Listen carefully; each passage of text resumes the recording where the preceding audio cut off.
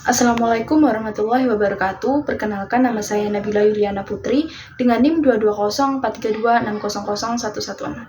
Kali ini saya akan mempresentasikan poster yang saya buat yang berjudul tentang pembebasan bea masuk pada barang hibah.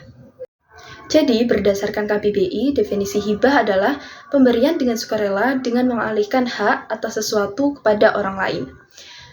Dan berdasarkan pasal 1666 KUH Perdata juga menjelaskan bahwa hibah adalah perjanjian di mana si penghibah selama hidupnya secara sukarela dan tanpa syarat pengembalian menyerahkan suatu benda kepada penerima hibah untuk keperluan yang diperlukan oleh penerima hibah.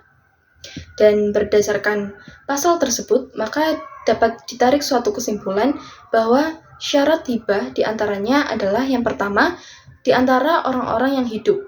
Yang kedua, suatu perjanjian cuma-cuma. Yang ketiga, adanya penghibah. Yang keempat, adanya objek hibah. Yang kelima, adanya penerima hibah. Dan yang terakhir adalah tidak dapat ditarik kembali.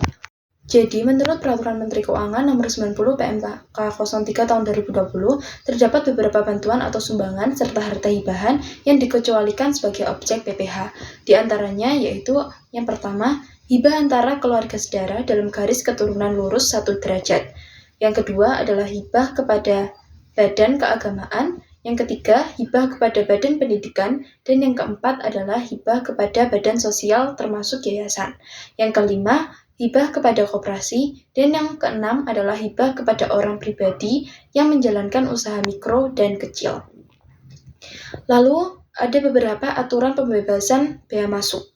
Yang pertama, aturan tersebut diatur berdasarkan Keputusan Menteri Keuangan Nomor 144 KMK 05 Tahun 1997 tentang pembebasan bea masuk dan cukai atas impor barang kiriman hadiah untuk keperluan ibadah umum, amal, sosial, dan kebudayaan sebagaimana telah beberapa kali diubah terakhir dengan Peraturan Menteri Keuangan Nomor 27 PMK 011 Tahun 2011. Yang kedua adalah Peraturan Menteri Keuangan Nomor 171 PMK 04 Tahun 2019 yang berisi tentang pembebasan bea masuk atas impor barang oleh pemerintah pusat atau pemerintah daerah yang ditunjukkan untuk kepentingan umum.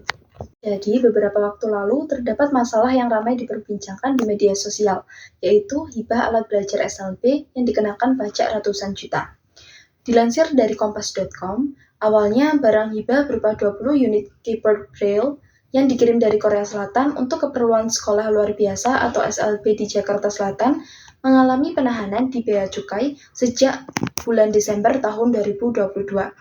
Dan kedatangan barang ini awalnya tidak diidentifikasi sebagai hibah pendidikan, sehingga menyebabkan kebuntuan dalam proses pengeluaran selama hampir 2 tahun.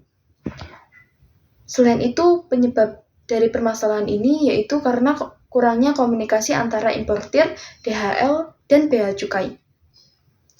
Dan karena pihak SLB ini tidak melanjutkan proses pengeluaran barang, akhirnya barang tersebut ditetapkan sebagai barang yang tidak dikuasai atau BTD oleh Bea Cukai. Analisis dari permasalahan ini yaitu yang pertama, berdasarkan pasal yang relevan, hibah yang diberikan untuk keperluan pendidikan di SLB ini termasuk dalam kriteria pengenaan pajak yang dikecualikan. Ini mengacu pada pasal 4 ayat 1 Angka 4 Undang-Undang Nomor 36 Tahun 2008 tentang perubahan keempat atas Undang-Undang Nomor 7 Tahun 1983 tentang PPh yang mengecualikan hibah kepada badan pendidikan dari objek pajak karena dianggap memiliki tujuan sosial atau memiliki tujuan kemasyarakatan yang lebih besar daripada sekedar meningkatkan kekayaan individual. Kemudian yang kedua, berdasarkan Keputusan Menteri Keuangan Nomor 144 KMK 05 Tahun 1997 tentang pembebasan bea masuk dan cukai atas impor barang kiriman hadiah untuk keperluan ibadah umum, amal, dan sosial, serta kebudayaan. Dalam hal ini, jika hibah tersebut diakui sebagai barang yang ditunjukkan untuk kepentingan umum, termasuk salah satunya yaitu pendidikan, maka bisa memenuhi syarat untuk pembebasan bea masuk.